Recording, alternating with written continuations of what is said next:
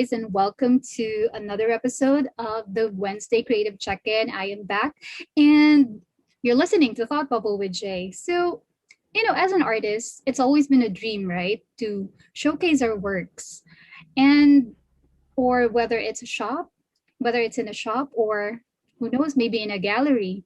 But what if you will have the capability to showcase not just your works, but the works of other artists and makers? And today's episode is going to be a special one because we have invited someone who created a space for makers and creators to gather and showcase their works. And I've always been a fan of their shop. So we're getting the behind the scenes and we're lifting the curtain quite a bit to talk about how they managed to create Common Room PH, and we'll get to know more about the artist, creator behind that. So please welcome to the show, Maan Agsalud of Common Room PH. Hi, Maan. Hello everyone. Thank you for inviting us for your podcast, Jessie. So it's actually a first for me and my sister. So please bear with me. I know you're very used to giving out talks. Yes. I was kind of stalking actually your gram, and I was like, these girls are really amazing. So I wish Roma can be with us, but she said that you'll be the Yeah. one to talk with us through the podcast. So Maan, I'm interested to find out because we were Yeah. talking offline, and I know you have another job. Yes. So Common Room PH is not you're not doing full time. So tell us tell us, I would like to know the typical day of a creative business owner and how you manage your time, or tell us something about yourself more, Mai. Okay. So, as you mentioned a while ago, I'm one half of the common room team, but actually hindi lang one half because actually we work closely with my sisters as Mm-hmm. well. So another sister of mine is actually Celia, is actually helping also my sister at the Roma to Mm-hmm. handle the day to day. That's actually what affords me to juggle it with my day job because I know that my sister is full time and I'm actually just her assistant when it comes Okay. to common room stuff. Uh, So there's a very clear distinction in terms of like all the operations and day to day is actually taken care of by my sister mhm. and Salia, who is our third our youngest girl in the family. Oh, So she's the one also helping my sister with all the web orders and the mhm. delivery. So it's actually turning out to be a family business and not just Great. like something between me and my sister. But the initial business really started with just me and Ate Roma. Mhm. Um, and before it was Common Room, it was actually Pop Junk Love. Yes, There, yes, pop yes, love. yeah. So, we can't um we can't talk about the story of Common Room without really going into details how we started our smaller business Mhm. or the first business or the first baby that we have, which is Pop Junk Love. So me and my sister were the eldest daughters of our family and we're the breadwinners. When we started out with our careers, like me, I was a junior copywriter, and my sister was also in broadcast journalism. Mm. We really, our junior salary wasn't really like enough to help out with the family. We wanted to look for other ways to bring in additional income so we can help with the day to day, with my sending my siblings to school Mhm. and the regular overhead for the household bills. So we started out with just 5,000 pesos. We didn't Really? really know, yes, we didn't really know Wow. anything about businesses or anything like that. We just had 5,000 pesos in our savings and we said, okay, let's just see what we can do with this. And then we noticed that we had a lot of scrap toys lying around the house, like old accessories Mm-mm. from like those that like earrings that fell apart or Yeah. bracelets that were torn, and we didn't want to throw away the beads or the trinkets. And then we also had a lot of Lego stuff lying around the house. And then for some weird reason, we just ended up making pins and brochures, brooches, sorry, Mhm. brooches for shirts. Yeah. And then surprisingly, people started ordering them. We posted it in Multiply.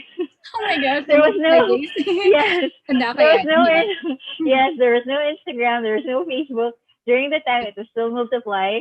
And we were just surprised that people started ordering and ordering and ordering. And actually, everything was on the job training for us because we didn't have any business background. My background is advertising or Mm-mm. communications. My sister is broadcast journalism. So going into business is really like an on the job training for us. Mhm. Every day is like a new learning experience when it comes to like what's the best way to Yeah. price this, Pricing. the questions like, will this work for this particular market? Are we on brand, or is this part like does this align with our brand goals? Like we didn't know The any of brand those goes, yes. things. Yes, we didn't know any of those things because it was more like trial and Mhm. error for us, and we Yeah. really learned along the way. And then from there, I think it just snowballed. Like from creating pins, we then progressed to creating plush toys.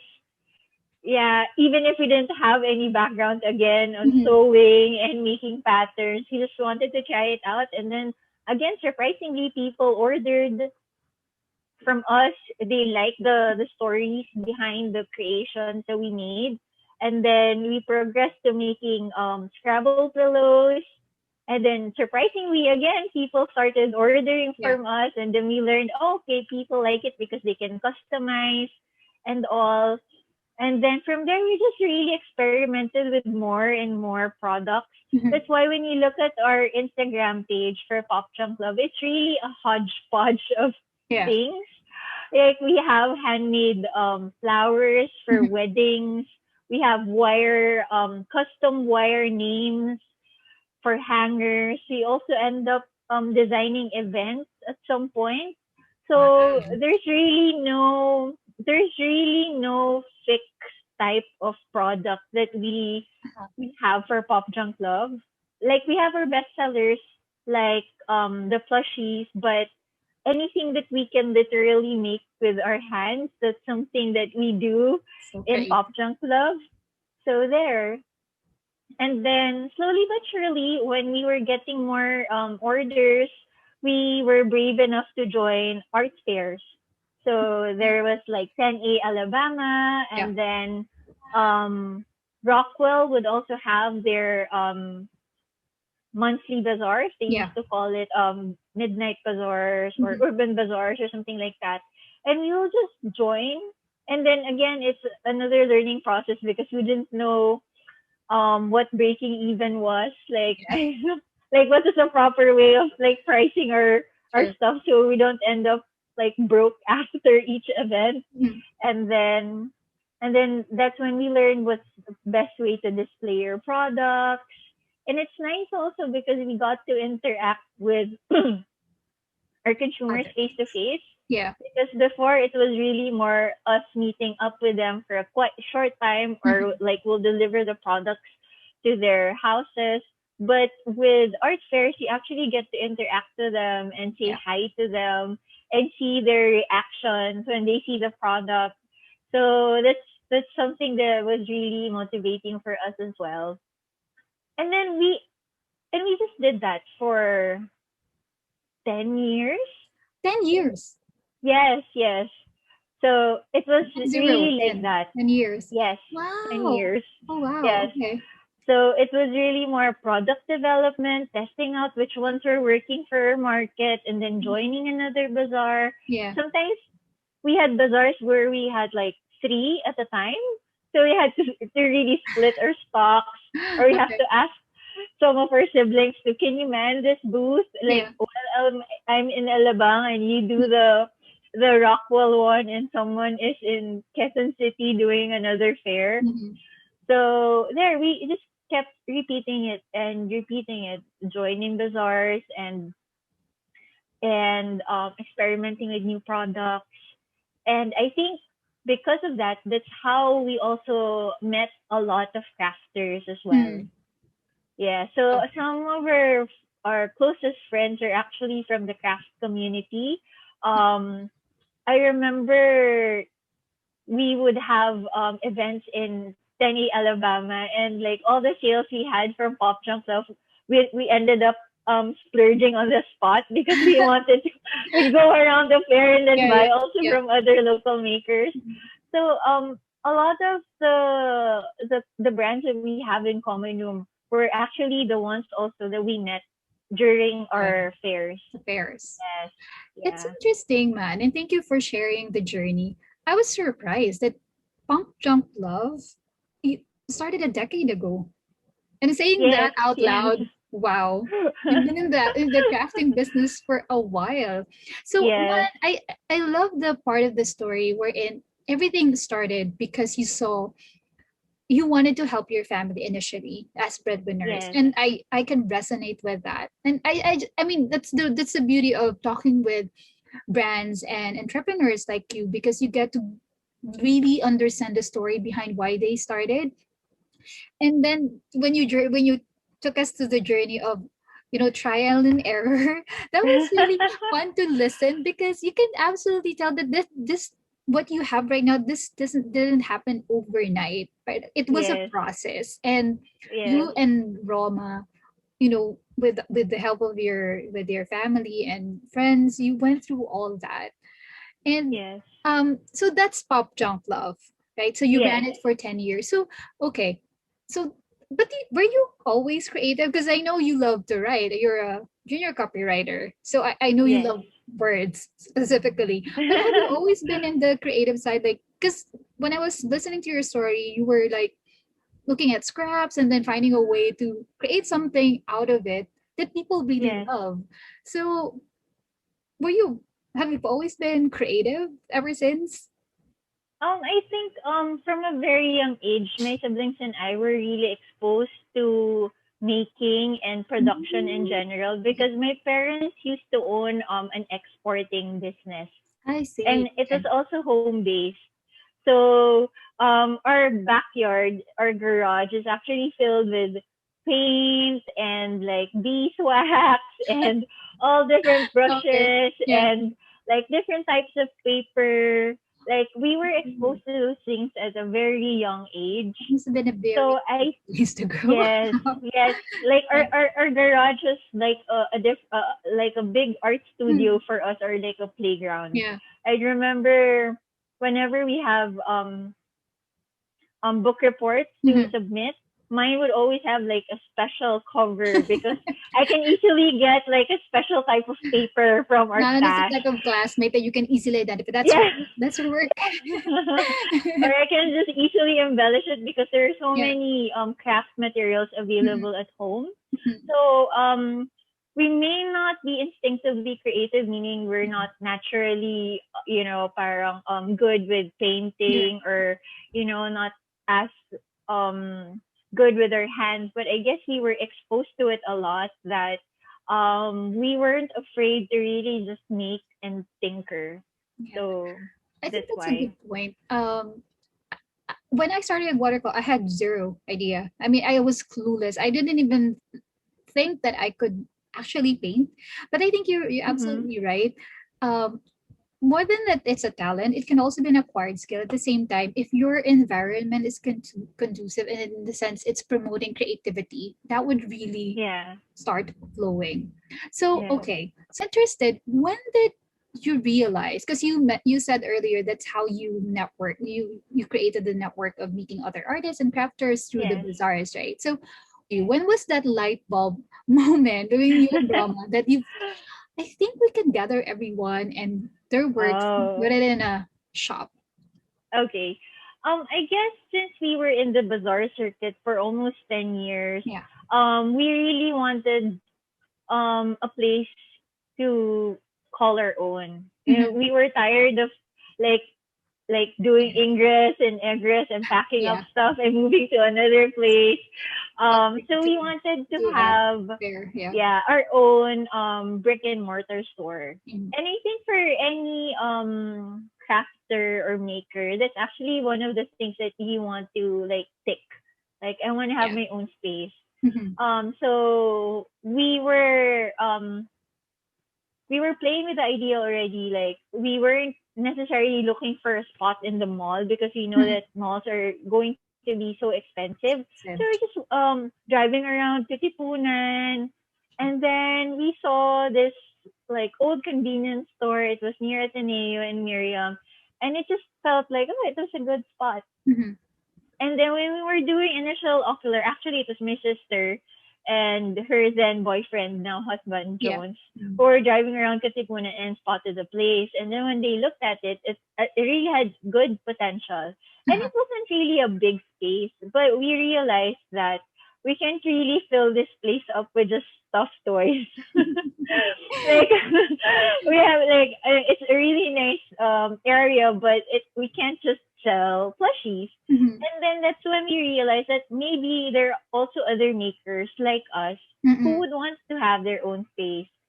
And that's when we realized, what? Why don't we share it with other people? We know a lot of brands, Cat, Ella, Jelly, Bags by Rubber Tree. Yeah. Um, yes, those were the makers that we met and became friends with when we Mm-hmm. were doing all our art fairs. So we just um, invited them for a meeting and say, if you guys would be interested, would you want to jump with us Mm-hmm. and like share this journey with us? So we're opening the store, and that's why the name is Common Room, because we want it to be a shared space. Mm-hmm. It's a common room for other makers as well. Yeah. So they have their own space.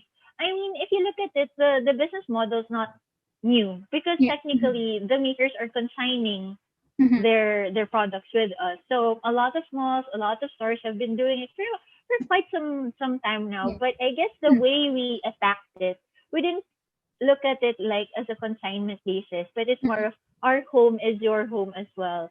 Like this can be a place where your craft, where you can display and treat yourself as your space talaga, as this is your store. Mm-hmm. So that's really how we Hmm. wanted to um go into, that was the main the mindset that we Mm-mm. had going to opening common room. Yeah. I love that because that was the vision. I mean, of course, Yes. you're absolutely right, man, when you said that it's not um a lot of businesses have been doing that, like a Yes. space and then you would gather people. But what's different with Common Room is that you have the vision that you want everyone to have a space on, I would say, space on the table, right? To have Yes.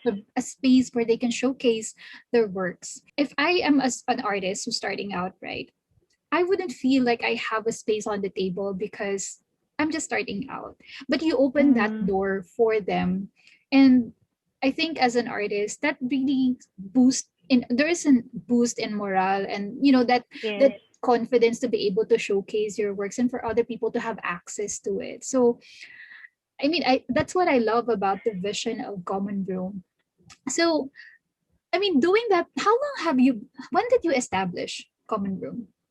Um, that would be around 5 years ago, I think. Wow, Yes. So 5 years, 2015. Yeah, 5 years. yeah. Yeah, I 2015, remember 2016. 2016. I remember when I was in Manila, and I had a workshop Mm-hmm. was that the watercolor calligraphy? I think that was calligraphy, and I was trying to find a space. But then a friend of mine has this space, and that opened up. But I remember inquiring with Common Oh, Room. really? Yeah, I remember. I wish that would have pushed through, but yeah, my friend has another space that she opened up, and then that's where I went. Okay. But That's I nice. mean, that was back then. That was my initial thought to inquire Mm-hmm. with Common Room because I know that I'm welcome to Yes. that space. So 5 years and 2016, 5 years into the business. How's the journey so far? I mean, how many branches does Common Room have right now? Is it four? Um, Five? um, Currently, we have three. Three. We recently closed our original store, the one in Katipunan, the one my Tipunan. Yeah. sister found. Yeah. Yeah, we closed it last year because we really couldn't afford the Pandemic and space anymore. yeah. The pandemic um really blindsided us for I think 2020. It was a really big adjustment for us because a lot of the a lot of our spaces are actually situated in malls. We have one in Power Plant Mall, we have one in Alabang, and then the newly opened one is in Ayala Mall in Manila. mhm. So, well, we're on lockdown, so people aren't really going out to That's buy in true. Yeah. malls. And then, so there, it really took a hit. The business really took a hit, and we're trying our best to adjust Mm. and keep afloat, especially help our staff keep their jobs. So that's why we're really aggressive with our Fine. online efforts. But again, it's still not the same because we still have Yeah. to cover the spaces The that we space. have. Yeah. Yeah. That's but So that's right now we another have three shops. three shops. That's another question Mm-hmm. because I know a lot of businesses really suffered during. I mean, Mm-hmm. who would have thought, right? I mean, when Yeah. I actually went back, I think February of last year. At the time, there Okay. were only a few cases, and then come Mm-hmm. April, I think latter part of March, down to March. April, Yeah. ooh, everything skyrocketed in terms of case Yeah. volume, right? Of Mm-hmm. cases of people who are infected. So definitely a lot of people were scared to go out. So businesses were really impacted.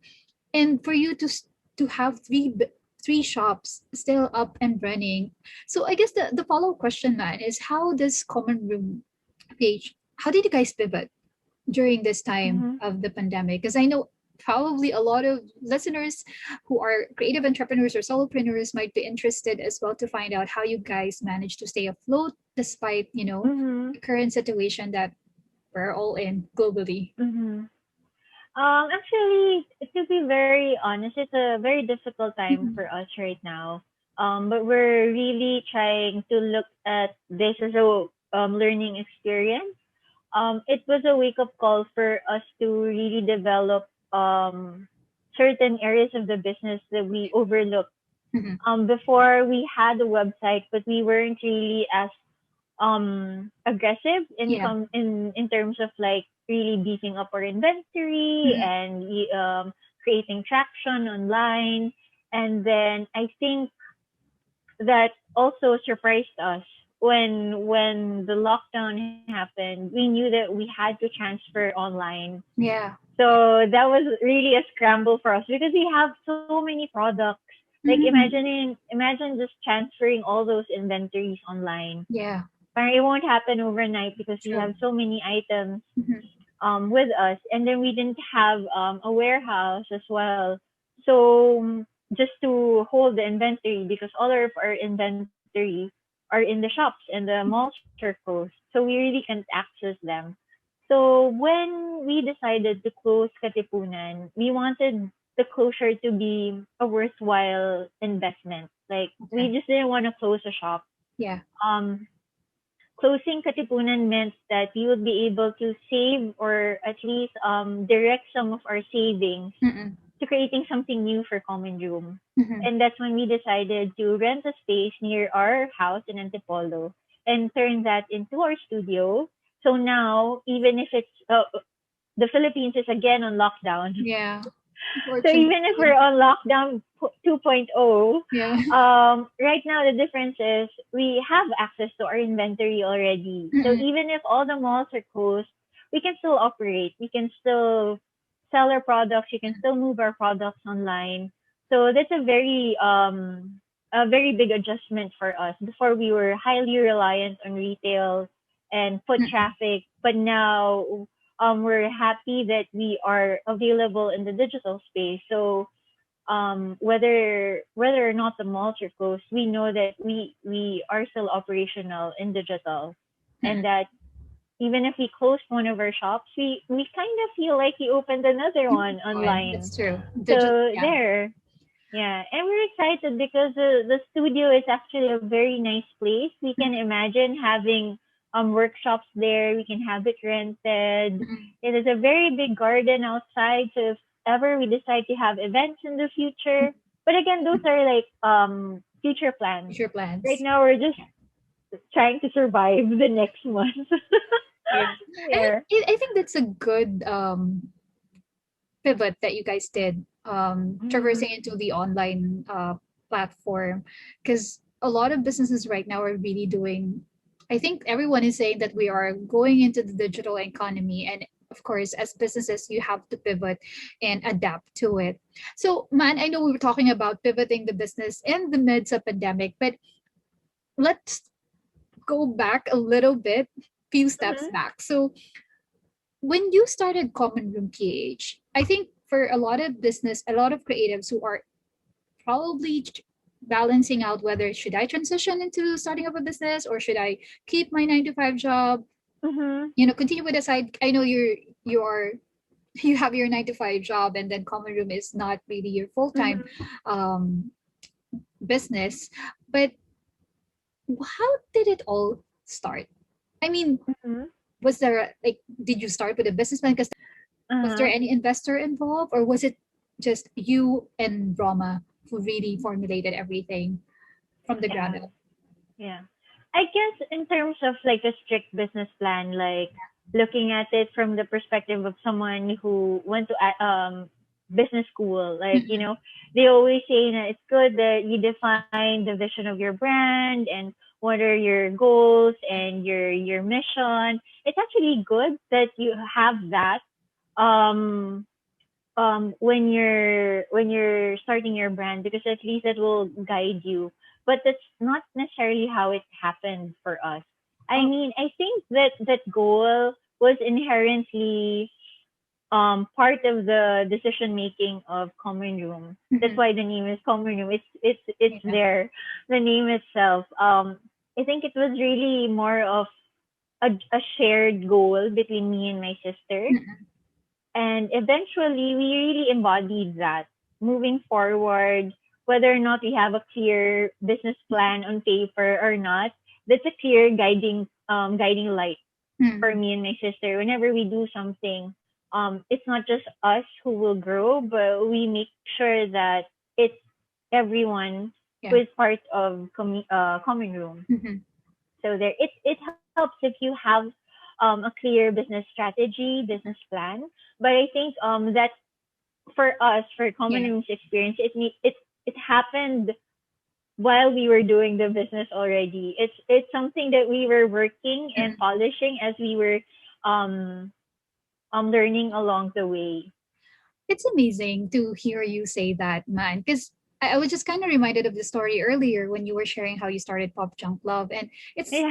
kind of the similar theme, right? So you were Yes. learning along the way, and I was just Yeah. reminded of the quote that you start before you're ready, and I think that's exactly what Yes. you guys did. And Mm-hmm. you know, for anyone who's want to start a business, I myself was thinking about it.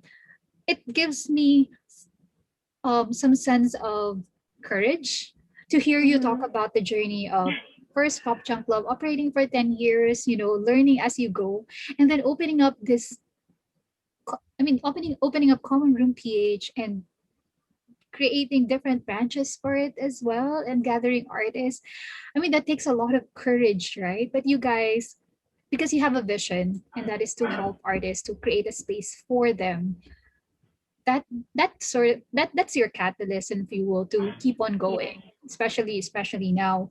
So another question, I know that you started this with Brahma, right? And people will always tell us not to get into business with either your friends With or family family. members, right? I'm not sure if I read some of in one of I'm not sure because I was researching about you and Rama online. I'm not sure if that was one of the questions that were asked in one of the blogs. Yes. That was one of the questions. So Yeah. I think I think you answered it really, really well. So can you tell us more about it? How is it working with someone within the family? And now that everything is turning into a family business as well. Yeah. Well, I think whether you're working with family or not, Mhm. having a business or running a business Yeah. is difficult. I guess the the upside of working with my sister is that we somehow understand each other's quirks, Yeah. and well, I guess also a downside is like we know how to push Push it. each other's buttons. Yeah. So we can get on each other's nerves because we're also different. Like she's very logical at some time, at some point, and I can be very um some of my ideas can be highly illogical, like they're not really feasible, but they sound fun. Like, but then my sister will like try to be a bit more rational about it. So, Okay. but I guess that's a good dynamic because Yeah. the push and pull actually helps strengthen the idea, and so we counterbalance each other. Mhm. So it's good that I don't regret working with my sister. It can be difficult at times. Tears have been shed, tears have been shed, and voices have been raised. Okay. But at the end of the day, she's my sister. Yeah. We'd still share clothes. We'd still watch BTS together because Oh, so even you're if an we have a yeah, army. yes. So even if we have disagreements, at the end of the day, we'll still be there for each other. And I think that's a very reassuring thing. It works for us. Yeah, and I love because you guys started this. I mean, all the way from the beginning, it was you and Brahma. So Yes. more than the history is that you've seen each other grow as well Yes. within that space, and then of course the business, and then now you said that it's slowly starting to become a family business. Yeah. So going back quickly, Maan, when I was asking you about how you manage your time, I think what I loved about that discussion was that your role, and that there's always constant communication at the same time. Yes.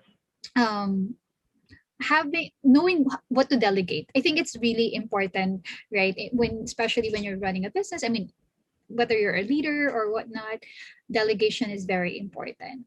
Now, I want to touch on, because I see this always, for Common Room, like you posted that where magic happens. I think it's one of the light The light, me yeah, and yeah, light, yeah, yeah. Make your own magic. yeah. Make your own magic. Yeah, yeah. Because I was reminded of the one of your posts. Let me just read through it. Some dreams are just too big, too important, too crazy for you to even attempt on your own. The thing is, you Yes. don't have to, because when you find the right people who are just as crazy as you, magic happens. And I was just reading, when I read through it. I think that's one from one of your posts. I was like, that's absolutely true. I mean, for anyone, because I think the common mindset is that you are the fears of starting Mhm. something new. But from what I've heard from the start, when you were telling about the story Pop Chunk Love, is that when you have your vision, right? No matter how crazy you think the idea is, just go ahead and dive Yes. into it. So, man, Yeah. what else can you impart with us about that, about starting something, whether even if that's a, even if people are calling it like, that idea is great, especially for creatives, right? When people, Mhm. when you are starting out something and people realize that, oh, it's art, there's always that Mhm. question mark at the end that, are you sure you want to let go of your 9 to 5? Are you really sure? I think it's very important to know that when you're starting a business or you're venturing into Mm-mm, something new, expect that you won't get it right off the bat. Make space for messy starts mm-hmm, because no one will go into something as an expert instantly. mm-hmm, So I hope when you do get into something new, um, be kind to yourself and don't be too hard on yourself when you mess up, when your first post or your first work is not a hit. mm-hmm. Make room for you to grow. It's not going to be good right off the bat. I don't think there's such a thing as being an overnight success, because actually what you don't see is that before that success happened, there are a lot of like long nights and Mhm. frustrated days and mishaps that happened before that big Yeah. shift. Mhm. So there. So allow for those things. Actually expect for you to mess up along the way, Mhm. and be confident that when they do happen, you can bounce back and just, start again, because it's your business anyway. I mean, who is going to fault you for trying, right? Yeah. So just try. Yeah. That's a really good shout out to anyone who wants to start something. So, okay, we're about to wrap up, but I just want to ask, Okay. what's in the pipeline for Common Room? I know you talked about some collaborations that you and Roma are planning, and recently with Mm-hmm. DTI. So, what Mm-hmm. else is in the pipeline? So you have your digital space right now, so people can really go to Common Room. Is it Common Room Yes. page? CommonRoomPh. Yes. Okay, Yes. and they can buy the stuff. So Mm-hmm. yeah, tell us more about Yes. what's in the pipeline for Common Room. Okay. Right now, really, what we're focusing on is just really to survive. We just want to keep our shops intact, our staff with their, jobs and Yeah. employment in place. That's really like our immediate goals. Mhm. And with that, of course, we're more aggressive in collaborations. We have another project with DTI, but What's it's a collection for Dubai. It's an expo in oh, Dubai. So wow. we're very excited with that because we're working with more makers. Mhm. Usually our collection just involves around 10 makers. Now we actually have more items in the lineup. Mhm. So that will happen in the next 2 months. Yeah, we'll be launching that soon Mhm. in Dubai. So that's our And first Dubai, you're going international international. collection.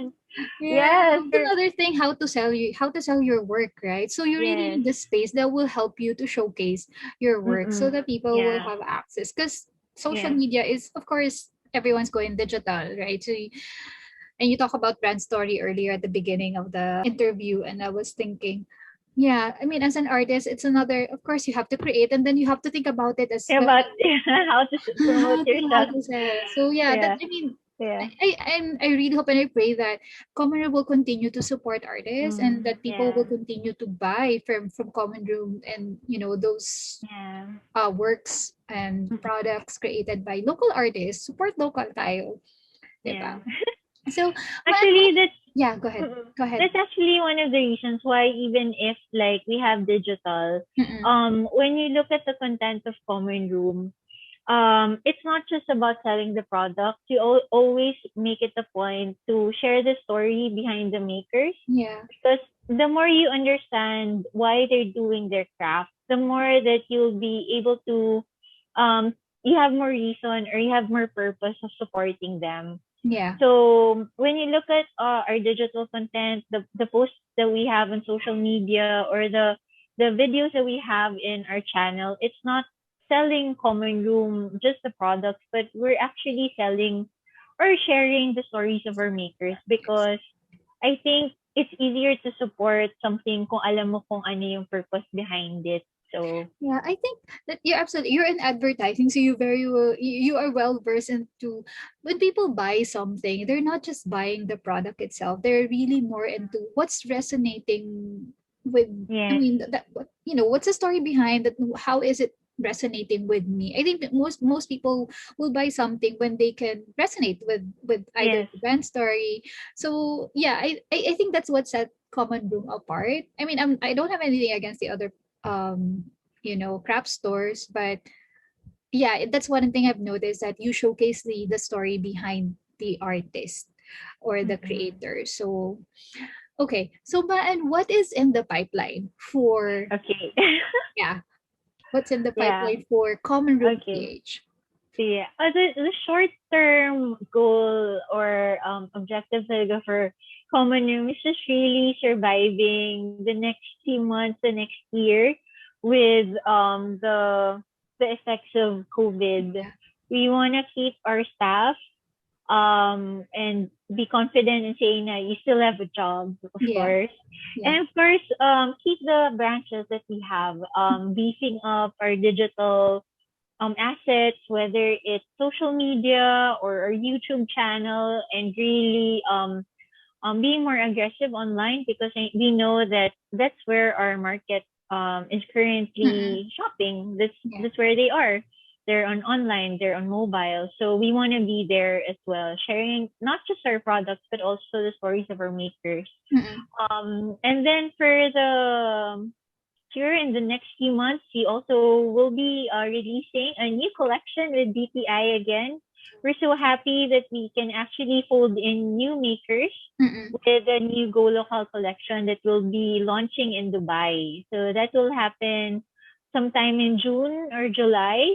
We're so excited because it's our first international collection, and we were really hoping to fly to Dubai. But Yeah. I don't know if we can do that right now, but at least our products will be flying to Dubai.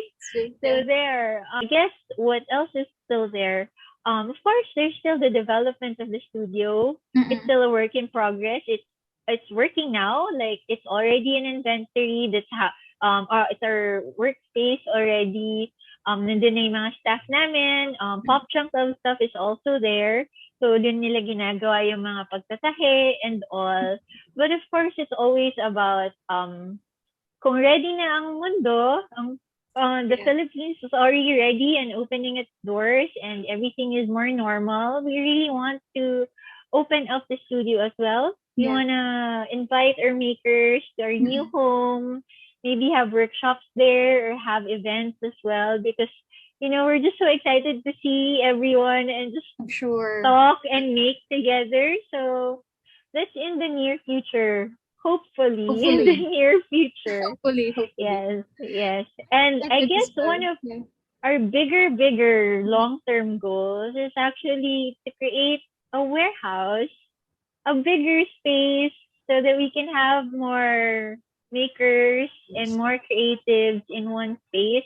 Mm. Whenever we go out of the country, we go to Thailand and Singapore or Taiwan and Japan, and you see that their creative hubs are really strong and they're thriving. You see their Huashan is in Taiwan. It's a really big compound. It's Wow. subsidized by the government. It's a really big space, and there's so many creatives there, so many Mm-mm. small brands, and they're not just crafts. They also have fashion, they have Mm-mm. jewelry, they have food, they have coffee, they Mm-mm. have music, they have movies. So that's really like one of our bigger goals is to create a more inclusive Yeah. creative hub here in the Philippines where more makers and more creatives can just thrive together. Mm-mm. So that's our bigger Bigger goal. dream. But Yeah. that would Yeah. be the ultimate dream that I hope a lot of people would really take part in, because Yeah. I think art is something that there are a lot of artists, creatives, and makers in the Philippines. But like what we talked about earlier, sometimes Mm-hmm. the environment's not very conducive to creativity, or creativity is not really encouraged in some of Yeah. some of the areas. And because when people talk about art, people might think it's just a hobby, or Yes. expensive, right? So, Yeah. but I hope that the mindset will shift, Mm-hmm. provided, of course, like Common Room, if people will have a space to really celebrate art and Mm-hmm. creativity.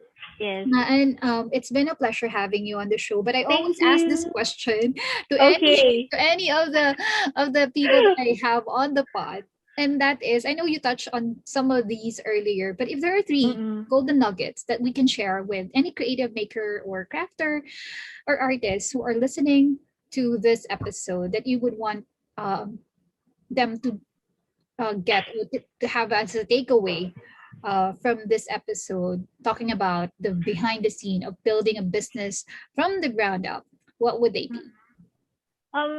I guess I want to circle back to what I said a while ago, that expect that you won't get it right Okay. from the start. You Hmm. make space for messy beginnings, Yeah.